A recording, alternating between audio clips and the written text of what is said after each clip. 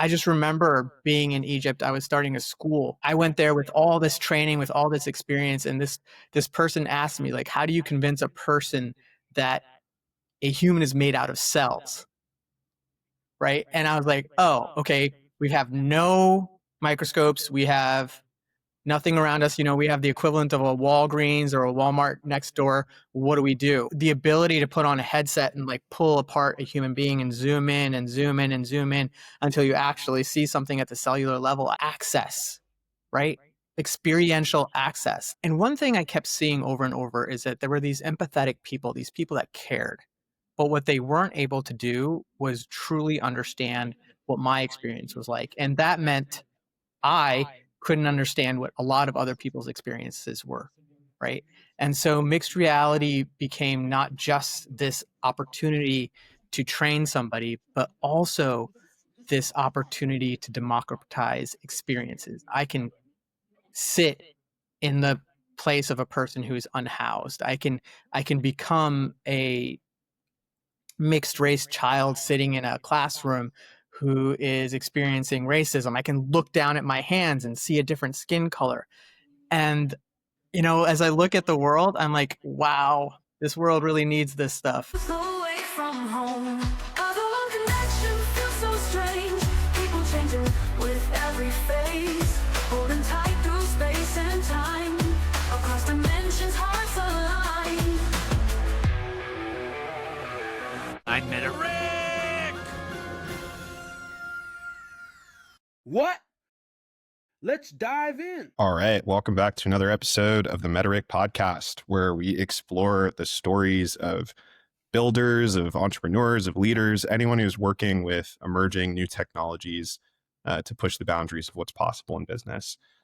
Today, I'm so excited to talk with Luke D. Our paths have crossed a few times during his time at Meta in the education space and around XR tech. Long history of working with education and just a great personality and fun guy to talk to. So Luke, I'm excited. Like, I've heard a few little bits of your story, but I'm excited to get into the weeds. Maybe you can start by kicking us off with a little bit of your backstory in education and how you found yourself working with XR. Yeah, maybe I'll start with like the 2-minute version, and then we can go into a deeper version. So, I think I've always been really motivated to do good in this world. And originally that looked like being a doctor, which I didn't end up thinking I liked that much after being in ERs and riding around in ambulances. So then I became a scientist, and I got to work on two of the biggest problems in the world, I think, which are like obesity and addiction. And just became fascinated with the brain. The idea that a liquid in a test tube like could be hunger, and like that just blew my mind. It changed my way of thinking. And so I was doing that research, and I was working with some really cool people.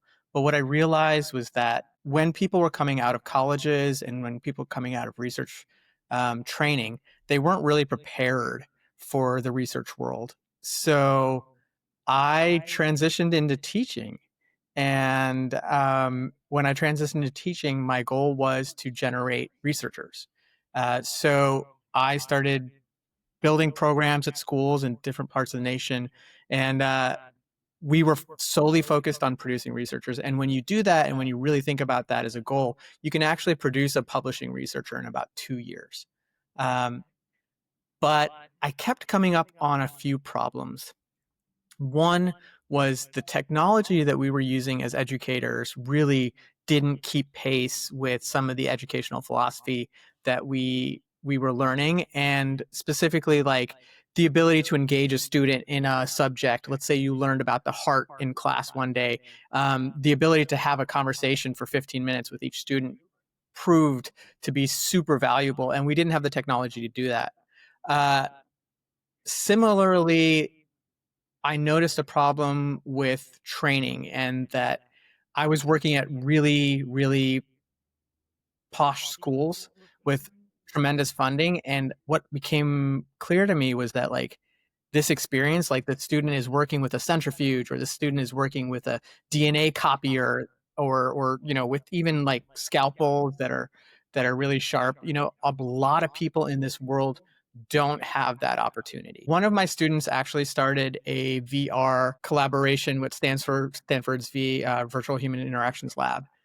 And that's where I started understanding the power of mixed reality and specifically 3D simulation training. Back then, I saw it in two ways. I saw it as the ability for all students in the world to be able to access like the best equipment in the world. Um, I just remember being in Egypt. I was starting a school, and I went there with all this training, with all this experience, and this person asked me, like, how do you convince a person that a human is made out of cells, right? And I was like, oh, okay, we have no microscopes, we have nothing around us. We have the equivalent of a Walgreens or a Walmart next door. What do? I don't know. But the ability to put on a headset and like pull apart a human being and zoom in and zoom in and zoom in until you actually see something at the cellular level, I think that was one of the most important wins for me. Access, right? Experiential access. That's what mixed reality is.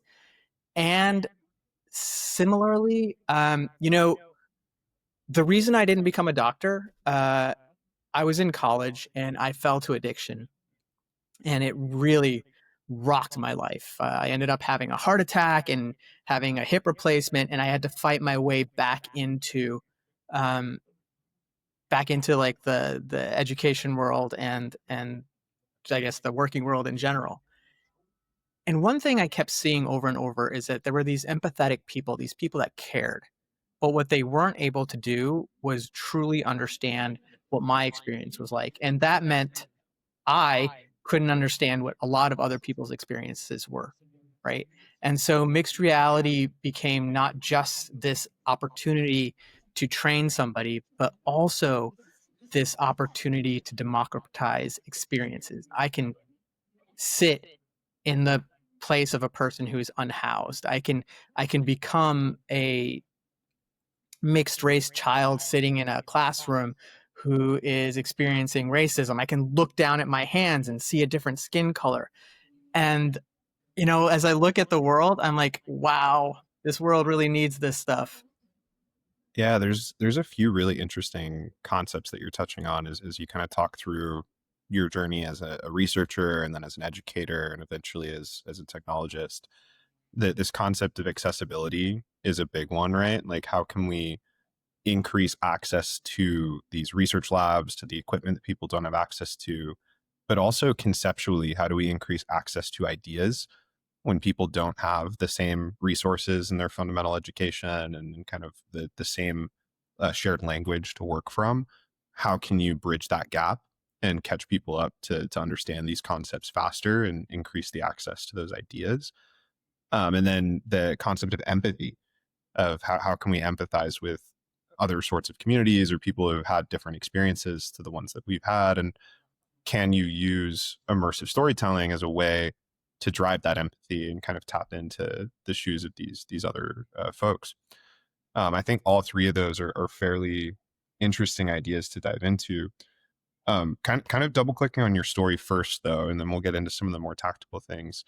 So, am I understanding right that you started as a researcher first and doing the research yourself? Then you decided you wanted to get into teaching future of researchers and kind of helping expand that base, and then moved after that into building immersive technology programs. I think, was it as a consultant first or with Meta first, or how did you go from educator to then working with this technology once you realized the power of what it can do? Yeah, I realize I left out the most relevant part of my experience to this podcast. So I was fascinated by mixed reality, and I had just been, like I said, we had just done a collaboration with Stanford, and then I saw that Meta had a summer program for teachers, for program management. I jumped in and had this amazing experience. I loved the culture. I loved the people there. And it was all in mixed reality. And so, in the space of probably about 2 months, I went from zero to I don't know, whatever you consider somebody working at Meta being in terms of exposure to mixed reality. A few months later, Meta gave me a call and said, "Hey, do you want to come on full time?" And I again jumped at the opportunity and had a similar experience. We were working on this like super amorphous problem, which is like, how do you bring a technology to the world? And there's specifically three players that we kind of looked at: Meta, who's producing hardware, and some of the software, specific software vendors who are creating the experiences, the teaching tools that we're actually leveraging, and then the end customers for us, who were businesses in the commercial world. And so I sat kind of in the middle of those three in enablement, and I was able to just see the conversation develop and try to facilitate that conversation between those three entities, realizing that that breakdown in communication between those three parties was one of the major problems in the development of mixed reality. So I just had a really cool place to sit to watch it all and then watch it kind of blossom for two and a half years. Yeah, it's incredible. I mean, it seems like for someone to be interested in XR and then be in that position so quickly afterwards, like that's kind of a dream situation, right? Like you go from, I always call it catching the bug, right? It's like you have that first VR experience.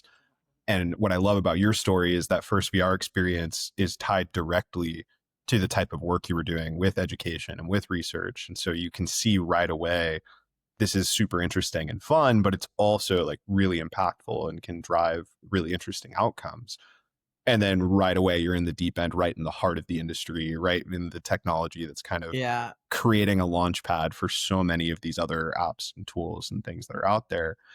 But before we get into that side of your story, I don't want to overlook that inflection moment, that 2-month program that you talked about, because I think that's so interesting, right? Like you caught the bug, you have an interest in it, you see this opportunity to dive a little deeper into the water and start kind of learning more about it.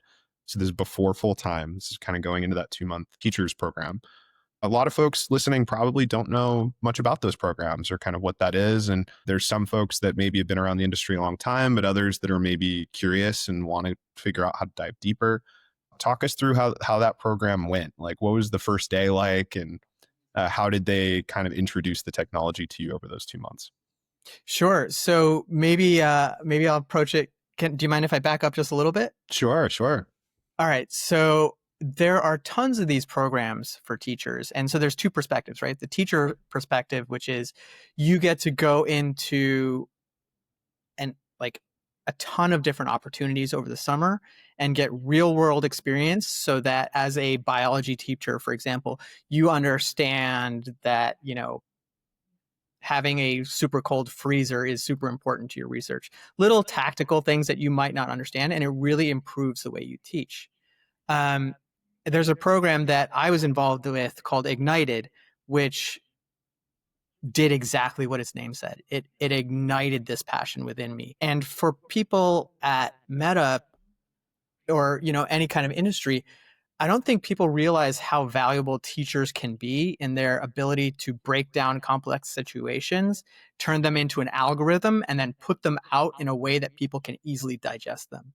So if you're in any industry and you're having trouble onboarding, you're having trouble training, you're having trouble just simply looking at your process as a whole, a teacher has a brain that is specifically designed to pull apart real world experiences into these digestible chunks, turn them into teachable moments, and then assess them. So one of the biggest things at Meta is metrics. Like, how do you develop metrics on anything? And as a teacher, I went in with all these skills. But your question was, what was my first day like at Meta? But before Meta, like this, so this learning program, right? Because I think once you get to Meta, I'm curious about that too, and we'll get Sure. there in a second. But I feel like this program is the catalyst for you, right? Like it goes from an interest or a curiosity to, over the course of these 2 months, you start to solidify your foundational understanding in the technology and where your role can be in it. But by the time that offer to come full time, but like this program feels to me like the inflection point that makes you want to take that offer, makes you want to chase that job, right? So I'm Sure. really curious to you come in there with this curiosity, this excitement. How do they foster that excitement in you and kind of take it through the end? Like walk us through that life cycle. Sure. So my early project at Meta through this program, through the internship, was to facilitate understanding of the different regions of Meta. So, for example, help sales to understand what ops is doing, or explain to an enable person what demand planning is. And I think right away, what I saw at Meta and in this experience was just the tremendous amount of trust that people put in you the day you walked in the door. That is something that I hadn't experienced really ever before. I was amazed at the scale of everything that I was doing, right? So I was making, let's say, a little tutorial that was going globally to different languages. When you're working at Meta, everything that you're doing is kind of across the board. And Ignited focuses on immersion. So the program we did, essentially, we jumped into a project day one. It was like, go. And as you were developing that project or doing that project, you were simultaneously thinking about how to bring that practice or what you were learning into the teaching world. The thing I saw, in addition to like the development of mixed reality as a tool and the ability to put all my students in the foot, the shoes of somebody else, was how important solid program management and project management skills were, and how lacking I was in teaching that, right? Like, if you think about it, if you teach project management to any student, they can then become the master of their own learning. They can break down what they want to do, think about how to involve other people, think about how to develop metrics to kind of track their own progress as they're like doing a project. And it's funny because this ended up being one of the problems I started seeing in the development of pilot programs much later in my journey. Walking in day one in an immersion program, they trust you to do what you said you could do. They trust you to do it on a global level, and they're pretty much going to leave you alone, give you the resources you need, and check in with you and count on you to ask what they need. And I just absolutely love that, and just the speed of it all. Two things there that I think are interesting. The project management teaching thing. So like teaching people a skill that's broader than just teaching them information.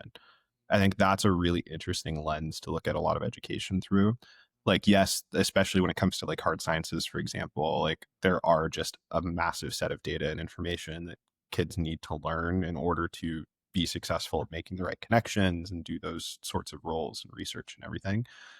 But fundamentally, I think for the broader base of most people, project management skills, critical thinking skills, like there's a handful of these skill sets that actually allow you to do pretty much anything you're interested in. And to your point, like give them the ability to take ownership over their own learning. As someone who dropped out of school my sophomore year, like those were the skills that I cherished the most from my development. I had an amazing teacher at junior high that was all about philosophy and logic, and most junior high teachers are not teaching that type of stuff to 12-year-olds and 13-year-olds.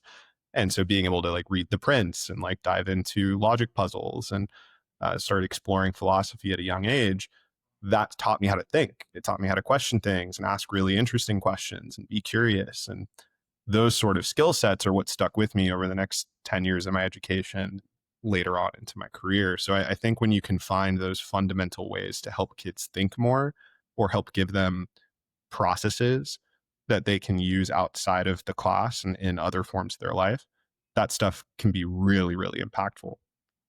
The second thing is this concept of trust. Super interesting concept. It's really hard to build trust, right? Like in our personal relationships, we deal with trust breakdowns all the time. Like I think most of the time when we lose friendships or have tension with friends or family, it's usually trust is at the core of why that's happening. Sure. Some form of betrayal or something goes wrong. And so if you can foster a culture of trust from day one like that, that's pretty interesting. I wonder if you picked up on anything about kind of how they do that? Like how do they create a culture of trust within the Meta ecosystem? Yeah. So, I mean, I'll speak to Reality Labs only because, I didn't really get to work in like, other parts of the business that much.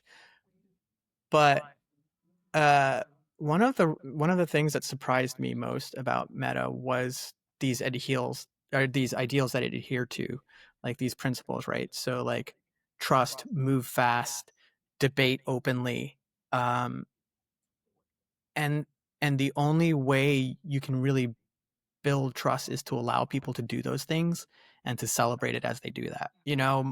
My day one, there was a director. He had an idea, and I challenged that idea.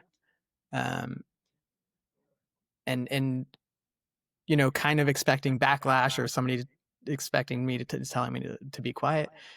That didn't happen. He evaluated my feedback. He took it, and their feedback is a gift. That's a huge principle there. I was like, wow, in some of the most challenging situations I was in, where their emotions were high, we were kind of launching something, things were going crazy.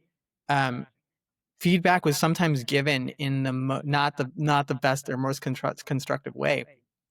But when I talked to the people around me, they would always help me to kind of pull the situation and the emotion apart from the feedback. And it was just that repetitive, like you just saw all these values in practice. And it's one of the things that made me feel really comfortable about leaving education and research, which is built on these like insane principles of, learning is key and, finding information, saving the world, those kinds of things.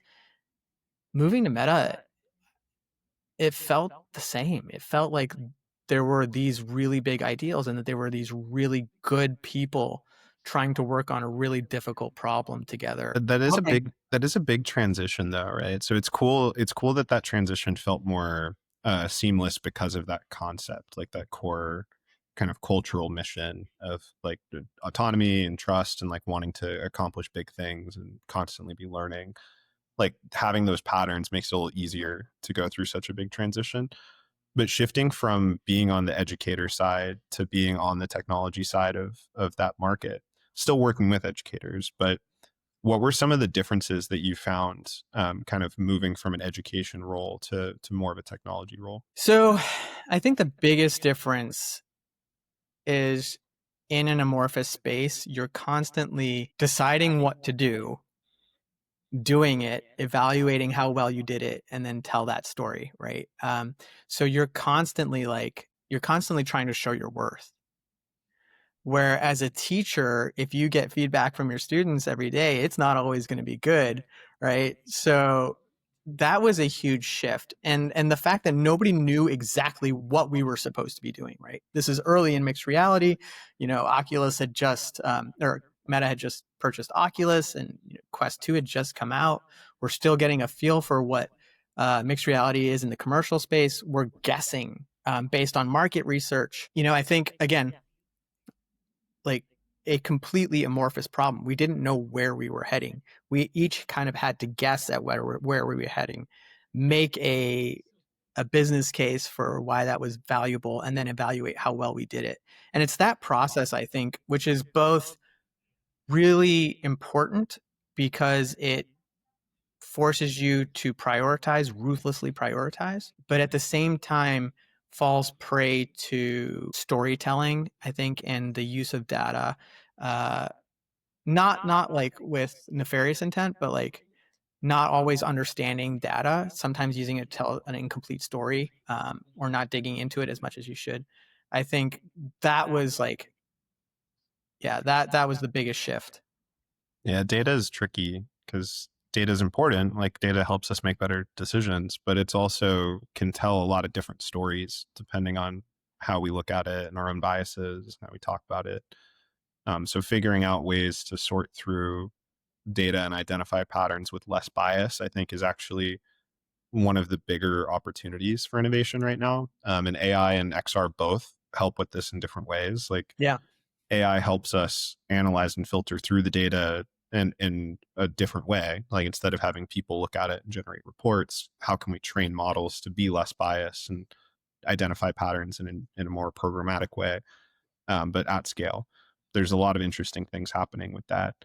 And then on the other side, XR helps us visualize the data and look at it in new ways and walk through it, present it as a story, present it as something more engaging. One of the more underrated things is the removal of distraction, right? Like instead of looking at a slide deck with a chart on it with 33 other tabs open on our computers, can we all stand in a 3D space around a 3D holographic chart? And will that help us look at the information differently or come to different conclusions than we would in a more traditional context? So I think that concept you're talking about, ironically, the technology Meta is working on, both on the AI front with Llama and what they're doing with XR, I think help solve for those problems in the long run. I'm curious with the going into working on the XR side of things for education.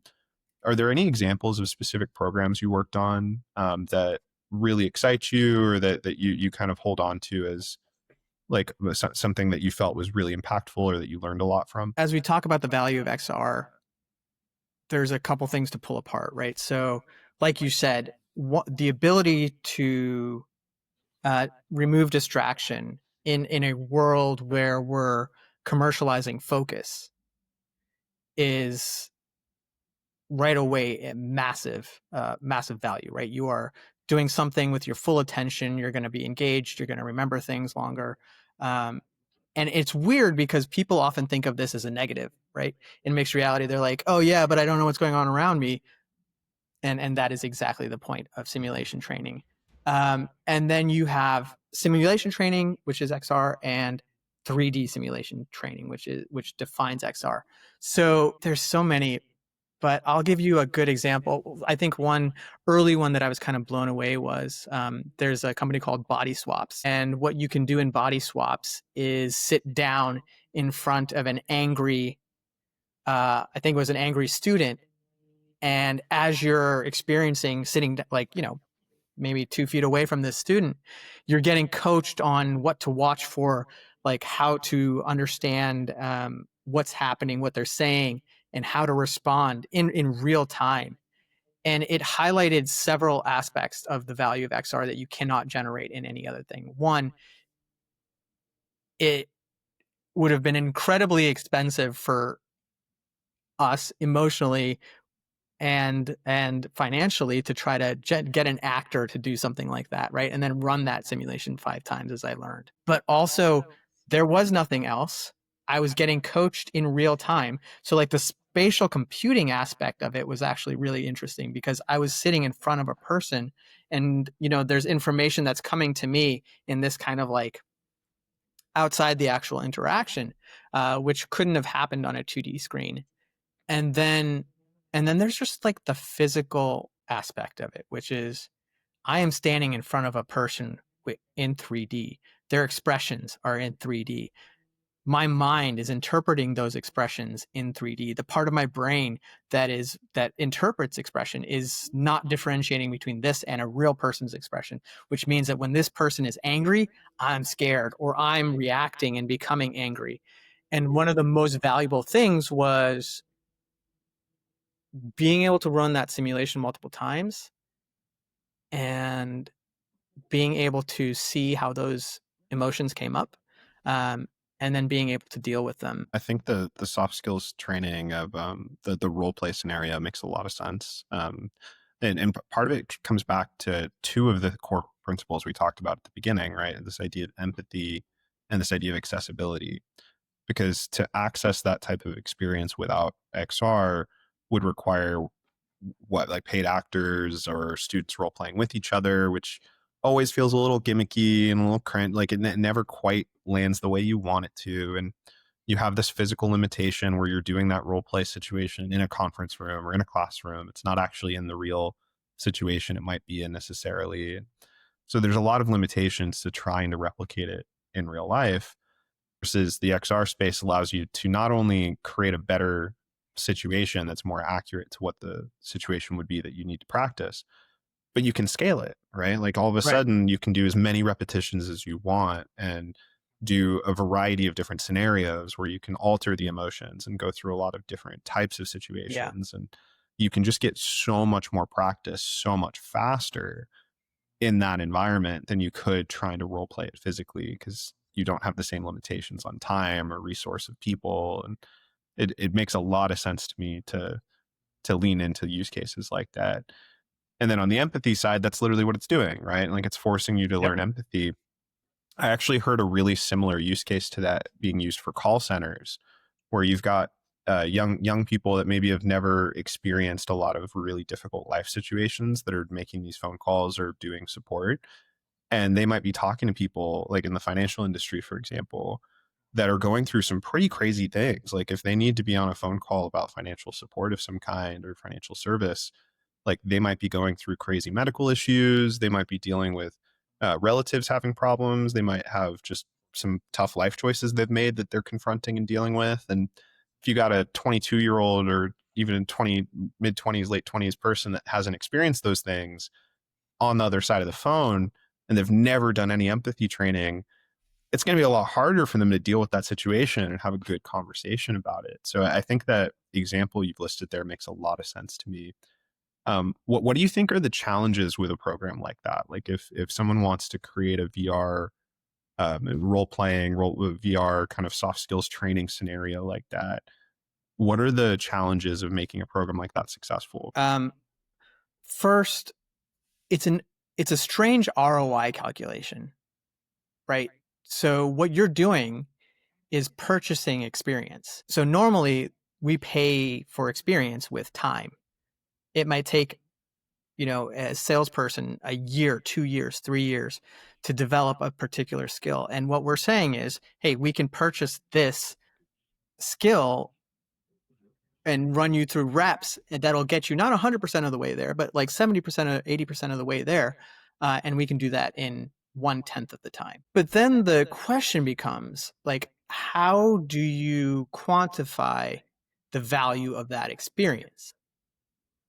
You're going to see an increase in sales. You're probably going to see an increase in metrics, but it's difficult to do that at a front end of a pilot program to somebody who is skeptical and has never been in a mixed reality headset. And so I think in that specific situation, the ROI is not clear. Two, most people are not even aware that these things are possible or how powerful they are, right? So when I was going around and talking to distributors in tech and I was kind of amazed that I would say, 70% of the people I talked to didn't really know that mixed reality had a commercial purpose. Mixed reality was equivalent to, Beat Saber, right? Like that's what it was. So I'd say there's a massive awareness problem. And then third, this is an interesting problem, and I was talking to Ben Bauer at Facilitate about this, but it's interesting. We've highlighted these really, really powerful examples of mixed reality being a solution. So let's take, Lufthansa, who is using it to showcase uh, their their first class experience. That is a bespoke, specific solution that was developed for Lufthansa. If I go in thinking that I can get that same level of specificity and customization for my specific use case, it's going to be difficult. And so if we bring it back to that kind of like the body swap situation or the sales skills situation, what I need is a full curriculum of experiences that I can give a person a new training every month or 2 months. And so I think that mixed reality is still a little bit new in that the use cases and the verticals are still developing, and therefore we don't have the aggregated total software ecosystem of experiences that we might have. But it's coming along very quickly. Yeah, it's interesting. The content bottleneck you talked about at the end is very real, right? It's like how much of the experience can be templated experience or a library of scenarios that's pre-built and it's just ready out of the box and can be purposed quickly, and how much of the experience needs to be completely bespoke custom solutions. I think that's a really tricky one. If it's very templated, it becomes really scalable quickly. But if it needs to be highly customizable, the infrastructure around 3D design and content creation can get expensive, time consuming if you Yeah. don't have that muscle built. I think what'll change that in the long term, though, at least in the business side for education, I'm not as sure just because I'm not as much of an expert in that area. But in the business side, I have a feeling that this is just a new muscle that companies need to catch up with building internally. So most companies have built up this amazing creative resource in-house where they almost all have internal creative agencies now that can produce custom photo and video content pretty scalably. They Right. still use a lot of agencies, they still use a lot of freelancers. Like there's just too much work to be done to have it all be done in-house. But if you need to have content for slide decks or for marketing materials or for any sort of visual content and photo video, you either have a massive library of stock imagery that you're licensing from Getty or Shutterstock or whoever. You have an in-house library of content that you've accumulated over years of producing content. And then you occasionally will go out and produce custom content. And sometimes that's very affordable or can be done in-house. And sometimes it's a Super Bowl ad and you're paying millions of dollars to Publicis or Ogilvy or whoever to go make it for you.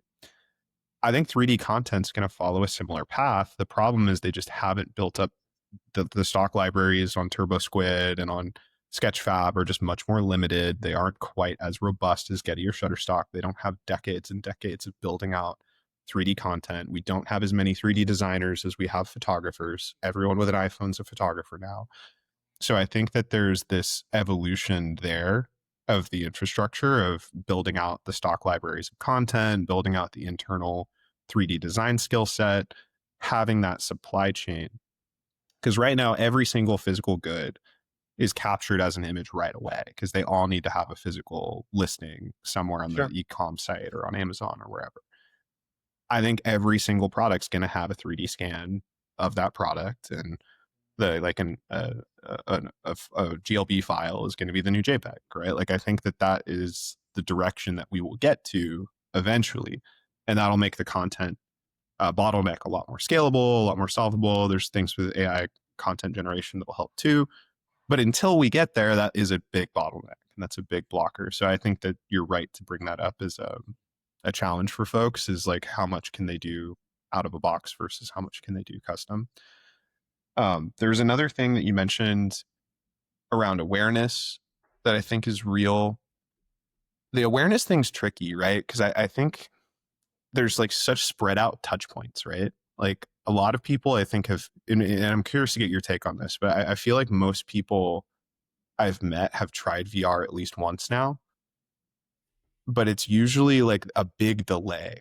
Like their version of what they've tried in VR is not like me trying the Project Muhan at AWE a few weeks ago. Like they're trying a VR as like a couple years ago I tried a game that my kid had, or like I went to a friend's house and tried out this experience, and they don't have the MetaQuest 3 on hand and all these new games and apps that have been developed, right? And so I wonder if that experience is kind of similar for you, where like most people have an awareness of the tech and maybe they've tried it. It's just not like an up-to-date context for what it's capable of. Yeah, I think the conversations that I had with a lot of people were, yeah, I remember that Quest 2, I tried it, back in the day. And it's very difficult to give people a 30-second valuable immersive experience because you have to, there's like just mechanics to it, right? So you're going to be using a headset. That headset's going to go on your hair. If you're wearing makeup, it might smudge your makeup. If you're sensitive to motion sickness, even though that's not, that's been dealt with, most headsets have dealt with that in a pretty big way, you're going to be hesitant to do it. And then so you have those kind of like physical limitations. I'm going to be blocking out the world. Do I really want to do that? Like, what's my impetus for doing that? And this is where it becomes interesting because like the barriers for putting on a headset and using a headset, I think we vastly underestimated the form factor, the social aspect, how cool it looks, right? Like I think we vastly underestimated how important those things were to people to even kind of in like a situation where you're just walking up and putting on a headset for 30 seconds. I also think the environment in which they're trying it changes that headspace so much. Because I agree, by the way, like I think form factor is something we definitely underrated. Like some people have a personality trait. Like you and I are guys who've caught the bug, right? Like we tried Right. it and we were just like, oh, wait, you mean all I have to do is put on some ski goggles and I can explore infinite universes and realities? And like some people think of it that way and like just get past it quick. But a very large number of people feel this like insecurity or this like silliness factor. Like Peter Smolovic's from Morgan Stanley calls it the ridiculousness factor. Like people put it on and they feel like they're kind of being looked at weird or something. And I think if you do that on like a trade show floor at a booth, that's amplified because you're not only surrounded by people, but you're also surrounded by important people that might be business relationships and like could impact your career in some way. So that feels like the stakes are very high in that environment to like not look silly. Versus if you're in like your remote office at home or like you're in a room that's for doing VR things and you put on a headset, I feel like, I don't know, do you think that that environment makes a difference in how someone feels about the technology they're trying? I think somebody would be much more likely to try on a headset, right, and screw up their hair when they're at home. But as you were saying that, I was thinking about this thing, right? When I'm gaming, I put on a headset and I do it with the complete intent of escaping this world and going into another one.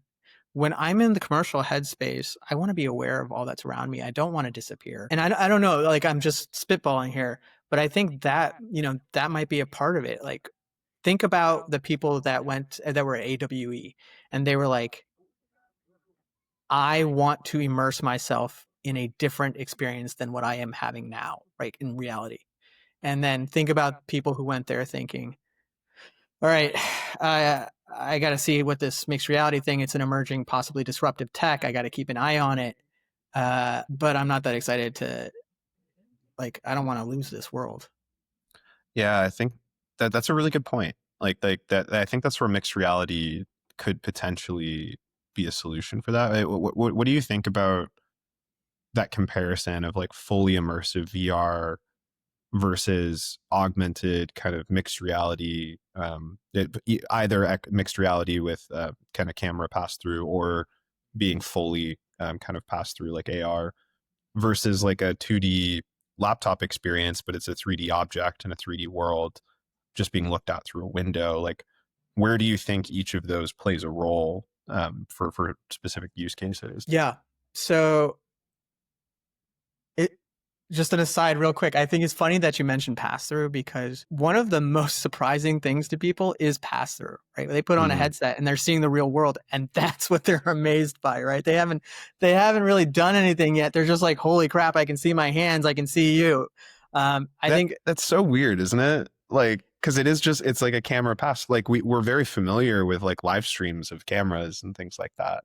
But to the latency being so small, is that why you think people are so amazed? Or I think latency was one of the biggest problems, and I think people continue to focus on definition more than they do latency.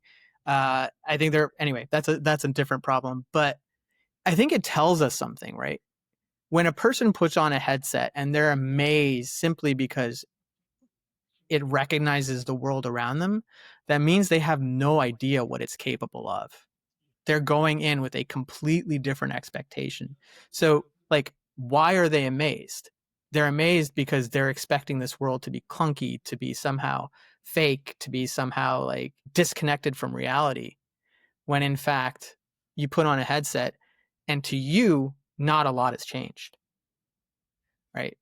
That's interesting. That concept that the headspace they have going into it sets such a big, like there's this phrase I always think about, which is like, because I work in the go-to-market side of things and I'm dealing with sharing this technology to a lot of people for the first time as well. And it's like meeting people where they are. Like some people have tried a lot of VR and you have to talk to them very differently. You've got to kind of meet them at that stage where they're a little further along and launch programs like this before.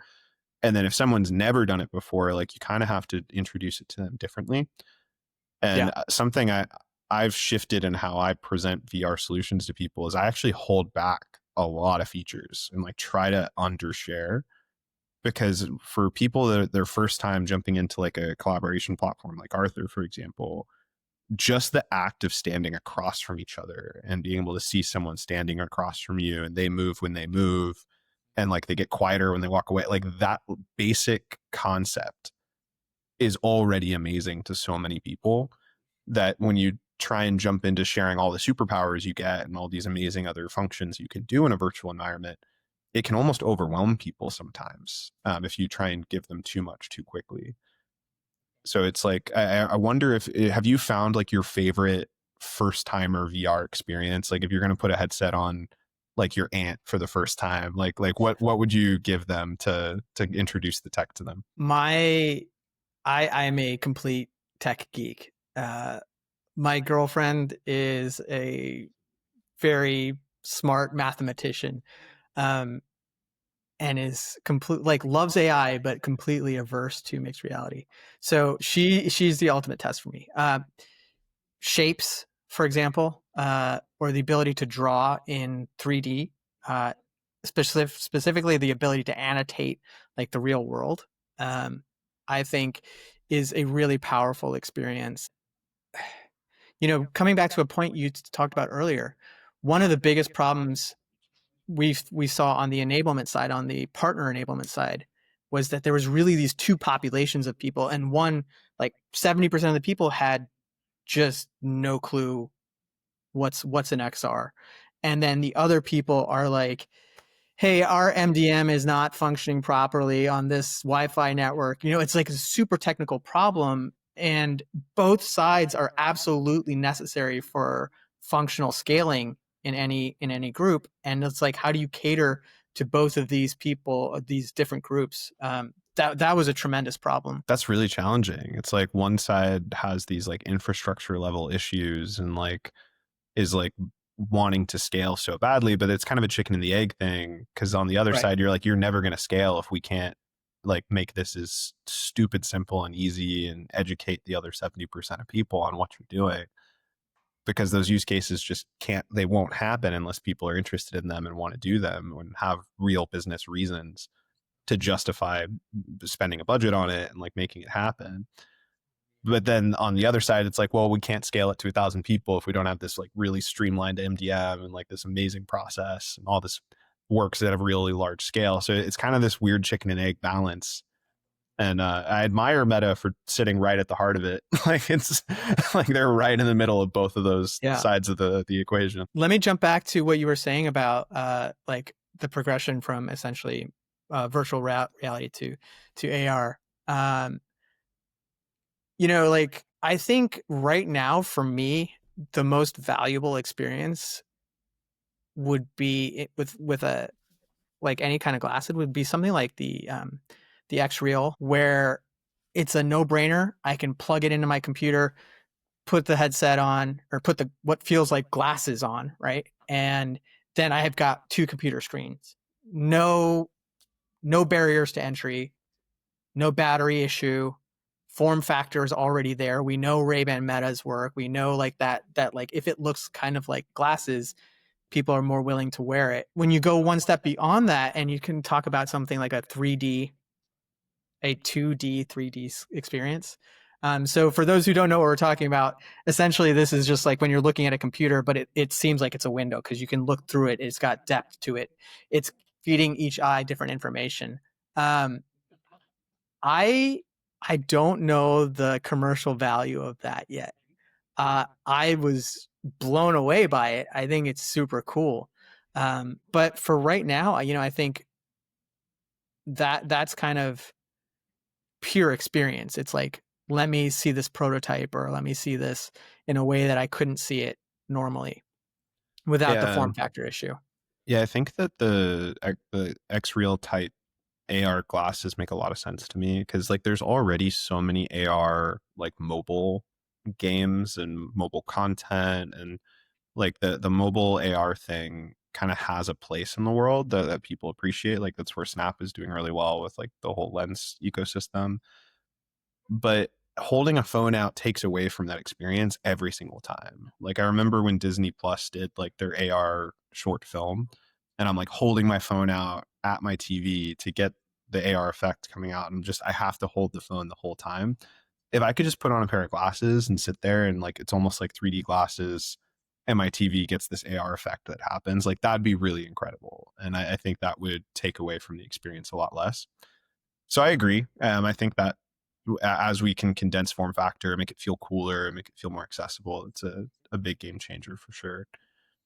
The other thing I want to talk to you about, just because you have such a history with like neuroscience and with research, like I think you have an interesting way, or I was going to say interesting way of looking at things, but I was going to say just an interesting set of context, right? Like the perspective you have is probably a little different than most people. How, from a neuroscience perspective, how does that influence how you think about learning outcomes or immersive learning compared to someone that maybe comes from like a film background or more creative background? Yeah, so I think it affects things in two ways, right? So the large buckets are, I think of almost everything in terms of motivation. So what are positive motivators and what are pain points that we can remove to get somebody to do something? And that plays largely into those particular use cases that are succeeding right now. On the other side, I think neuroscience gives me a perspective to really differentiate 3D simulation from 2D simulation. Like, what is the actual value that a mixed reality, AR, any kind of 3D experience can give you that you just can't get anywhere else, right? And for like those who don't know, you keep seeing these statistics of mixed reality producing, or XR producing, increased engagement, increased retention. And so I think it breaks down to like three main things. People underestimate the value of contextualized learning.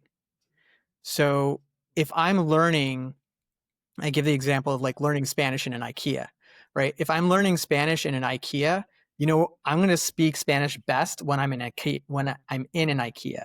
And actually, if I go to Spain and I'm in a coffee shop and the things that are surrounding me are coffee, that coffee, for example, is pulling memories in my brain. Like it's pulling English language memories in my brain that are actually interfering with my ability to speak Spanish. So not only does 3D allow you contextualized learning, but it removes contextual interference with learning. So this is one of the reasons I think people see that level of retention, that improved facility that they don't expect to see. It's also like underappreciated, right? How do you measure the value of contextualized versus decontextualized learning? But in a few cases, it makes so much sense, right? So like if I'm trying to learn how to operate a fire extinguishing device in a pool of gasoline in an airport, I don't want to be distracted. Like I want the actual airport, the elements in an airport to be things that remind me of my training, not things that detract me from my training, which is what happens in the Spanish IKEA situation. Yeah, that's interesting because so I became really obsessive about human memory for a little while. Sure. Spent a phase just like reading a bunch of books about it and stuff. And like, I think it's very interesting. The human brain doesn't remember things chronologically, but it rather remembers them based on pattern recognition. So it's like this conversation, right? Like, I'm not going to remember we talked about this, then that, then that. I'm going to remember that there's a fortune cookie wrapper sitting on my desk that I need to throw away. And I've got this mic in front of me and this view that's out my window. Like all these little things add up to attach to the memory. So I think what you're saying makes so much sense for how the human brain works and how we remember things. What before VR, what's the alternative way to try and tap into that with a traditional education system? I mean, whether you're talking commercial or like K-12 and higher ed, immersion trips. This is where the DICE acronym, right? This is where simulation training really. And just so people, most people probably heard DICE from Stanford, but it's like dangerous, inaccessible, expensive. Maybe you know it better than I do. Right, it's dangerous, impossible, counterproductive, and expensive. Mm-hmm. And essentially, these are all situations where 3D mixed reality will generate ROI, because if it's dangerous, it's expensive. If it's counterproductive, it's going to take an emotional toll on a person. If it's impossible, you just can't do it. And so like this comes back to the original point. Those are all removal of pain points, right? If it's dangerous, impossible, counterproductive, or expensive. That is part of my motivation for getting somebody into a headset, but that's not enough, because that's just negative reinforcement. It's removal of problem factors. We still don't see, like, across the board, the real value or the positive reinforcement that you would get immediately, like in a thought, right? Like, okay, sure, I can meet with somebody around a engine and have all those people be in different parts of the globe. Okay, that's clear. I don't need to fly people around the world. I don't need to ship an engine anywhere. Like, that part is clear. I think what is harder for people to understand right now, like the stuff that I'm talking about with the neuroscience, is the real value. Again, it's like, are we dropping down barriers, or are we encouraging people?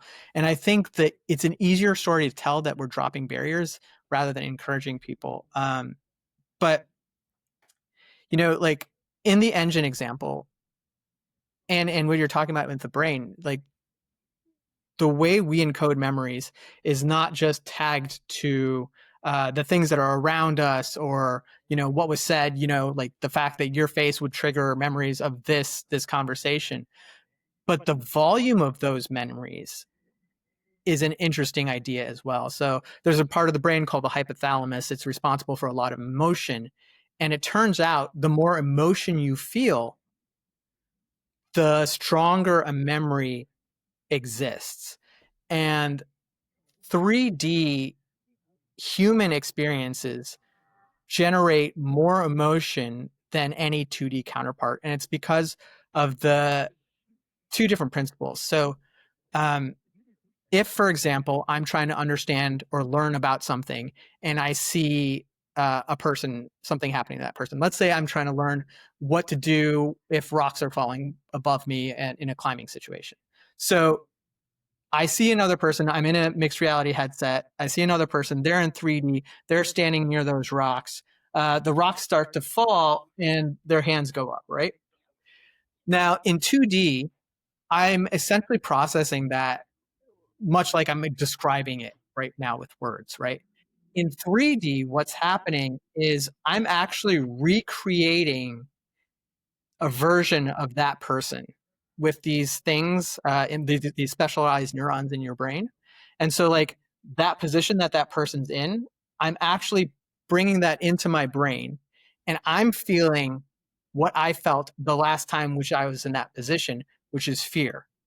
Meaning, in that specific learning event, that learning is going to be tied to the emotions that I felt last time something was falling on my head, meaning that my learning is going to be louder, if that makes any sense. I love that as an example, and that's so real, right? Like, again, from just, I'm not like a neuroscientist or anything, but through my curiosity learning about memory, that was another thing that stood out, is like none of our memories are really real. Like it's not a factual, like recorded event in Right. our brain. It's a story that we tell ourselves, and our memories are just a series of these stories.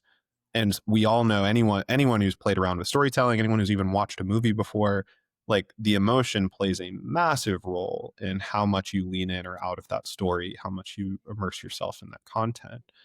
And so if you can make learning content more emotionally connected and amplify how someone feels about the subject matter, that makes so much sense to me that they're going to lock it in more. It's like experiencing doing the thing and feeling a part of that thing rather than just kind of observing the thing or looking at it from the outside. Right. So like I'm this has all got terms in neuroscience. This is the PAM hypothesis of empathy. But like to break it down into really simple terms, essentially what we're saying is we can improve emotional transfer to augment learning, right? In a much more efficient way. And then the other thing that you can do in mixed reality is you can actually generate a new experience, a new first person experience in which you are the person standing underneath those rocks, right? And so like this ability to tag experiences with emotion to improve learning outcomes is just massive. It is. And to And your again, to your yeah, point sorry, or go ahead. to your point earlier, it's like hard to justify ROIs around unproven things, right? So like the sprinting from pain is something we all know, right? Like if we have a problem we're already feeling, if we can remove that travel cost, remove the logistics around having to hop on a plane to get those people together, that's something that's very familiar. We're dealing with the problem. It's easy to understand. But if you tell someone like, hey, you've actually never been able to learn in this format, that's a lot harder for someone to fully comprehend. It's like uncharted territory for them. And it kind of reminds me, he didn't speak about it in neuroscience terms or about the emotional connection, but Andrew Lowe from Rolls-Royce. And honestly, I heard 3 other people from the defense industry all talk about this. The concept that they had to lie about ROI and downplay how much of an impact the Yeah, technology was having. Otherwise, it wouldn't get approved because they were solving these hard problems or these obvious pain points that had cost savings associated with them. And those were really clear ROI numbers. But the other thing they discovered is with product prototyping, they would actually uncover a mistake in 3D that would save them right. $100,000 every time they'd put a headset on. And that's something that is a new thing, that this form of prototyping will get you further down the prototyping funnel faster and more cost effectively. It led to like a 90% ROI instead of a 30% ROI or something like that. And he's like, I can't tell them the 90% number and this other thing because they just won't get it and they won't agree with it, even though it's Yeah. real and we have measurements and we can prove it. Which kind of leads me to one other question, because you talked about metrics and the importance of metrics earlier. I was wondering if when it comes to these XR experiences, are there any metrics that you think are worth us paying the most attention to? Whether that's like time in headset or interactions with the experience, or like what are the metrics that you care about when you build a learning experience? I mean, the ones that you see the most, I think, that tell the clearest story are engagement, retention, confidence to use the information that they learned or apply the information they learned. I think there's a lot of metrics that surround or are adjacent to those 3 that really help tell the story. But I think, again, it's like, what do you compare that to? Like if I'm talking about retention, sure, that makes sense in an educational setting, which is why it's it's blowing up in education, both as a use case and a vertical.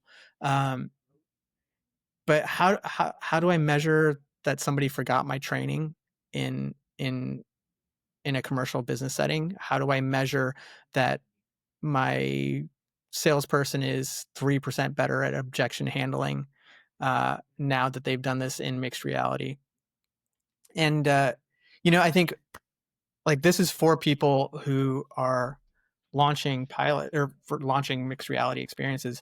And if you think about the journey, right, you have your champion who's like, oh, mixed reality is going to work in this case. They're excited, but they usually can't identify the variables that they need to identify to then pick the appropriate software vendor, which is then going to help them to understand what their ROI calculation is. And then you need to supply somebody with a blueprint for how to champion those metrics once you generate that positive metrics. And to your point, like sometimes they're so positive that they're unbelievable, right? It's I've seen this in a few cases now, specifically in learning, where you just see such an impact. Everybody's like, yeah, you just made that up.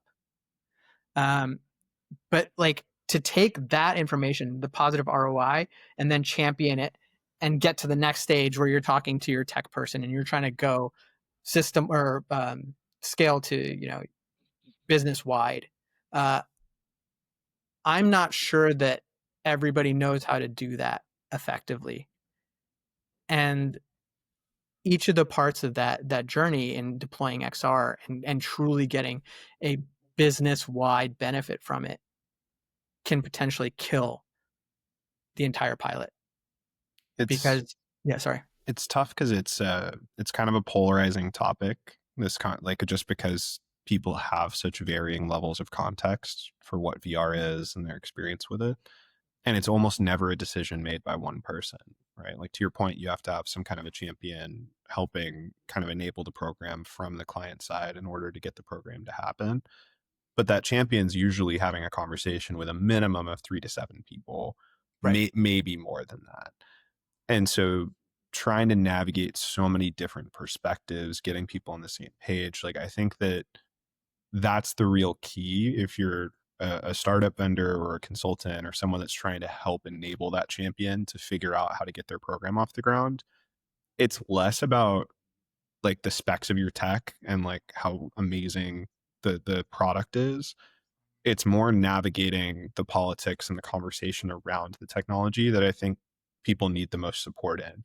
If you have a good product, you can prove that out. Like you'll give a great demo experience. You probably like yes, you need to take care of that. I'm just saying it's like table stakes to understand your tech and its security standards and what it can do. All those things are just kind of expected of you. But to differentiate in a space like this, I think it's like, can you help a champion navigate a buying process? Can you help them kind of prove out that it's worthwhile and show that to the other people on their team? Like that's probably the hardest part. At least from what I'm seeing, I think most builders in the space just don't come from that skill set. Right. And we need more sales and marketers. We need more go-to-market people. I think the tech has gotten good enough now. I think that's, and I think you would agree with that. It's like that the headsets are actually pretty good. Like, yes, form factor could be better, but like the power of these apps now, and like these aren't buggy apps that just got built last year. A lot of them have been around a decade now, and like the tech's really good. We just need people that are good at explaining it and talking about it and proving out the business cases for it now. And I think that'll go a long way.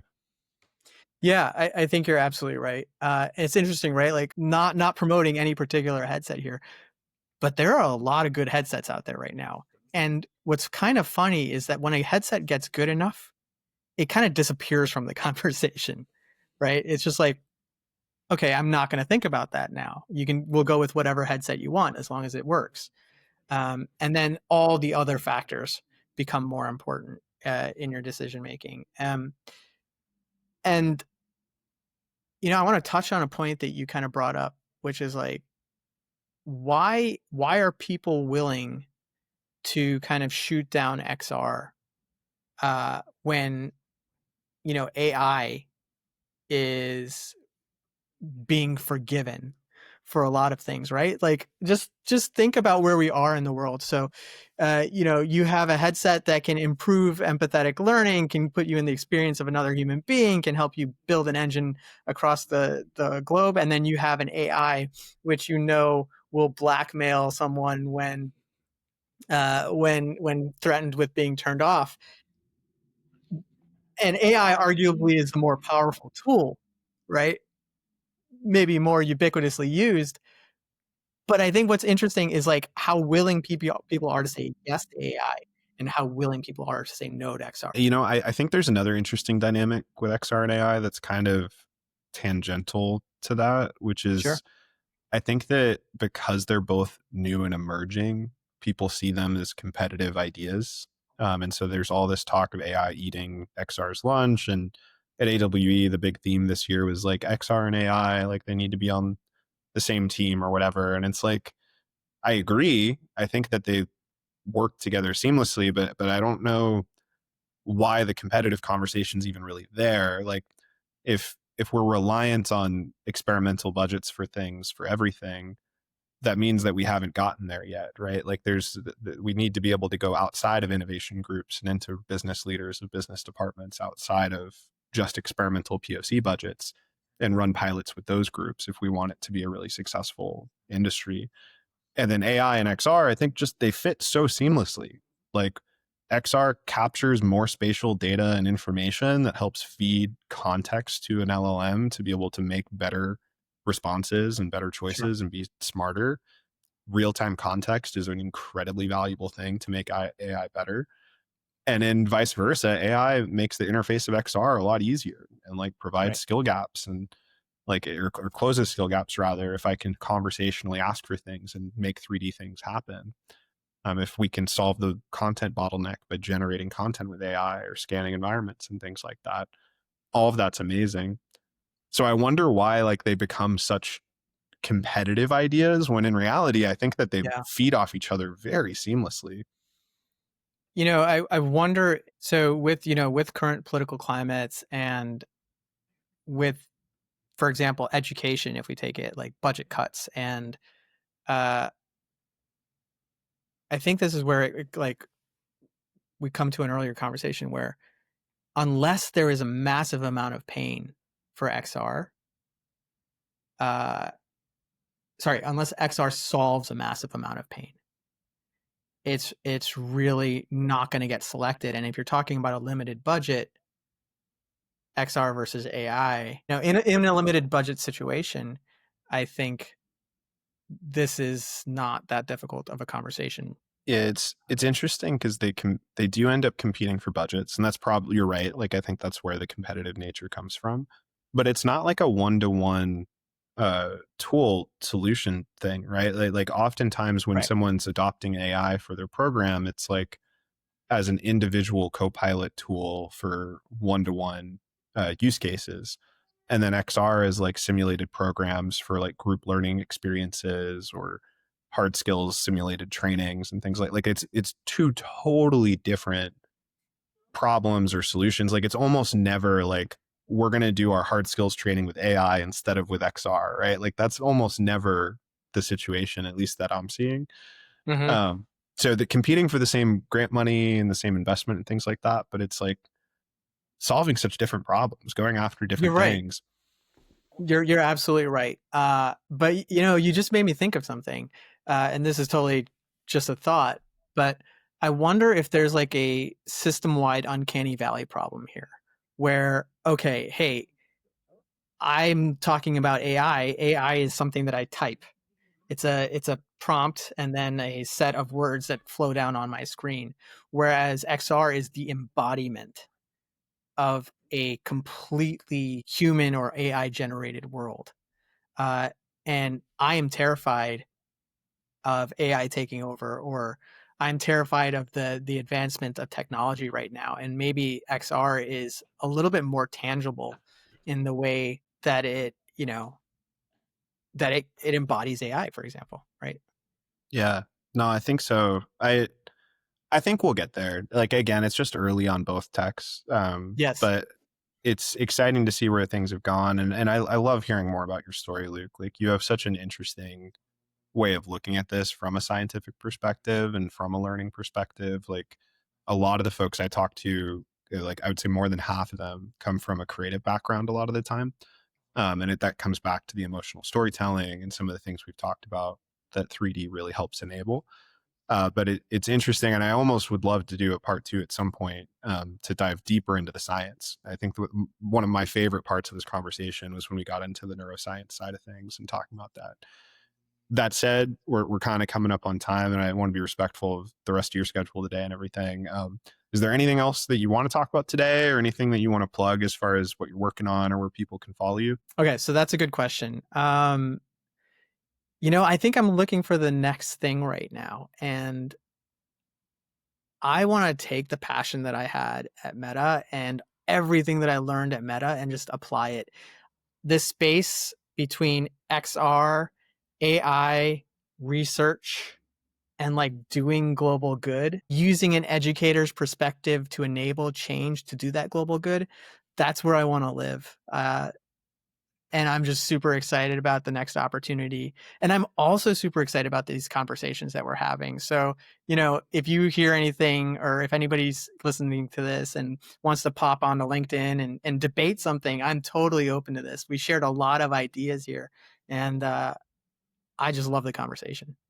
Hell yeah. Definitely follow Luke on LinkedIn. I'm going to throw a link in the description, so it's super easy to find, really easy to talk to, and obviously a breadth of experience, both in XR and in the science world. So I think wherever you end up landing, I'm excited to follow your journey and see what you work on next, man. But otherwise, that's the pod. Thanks, Ricky.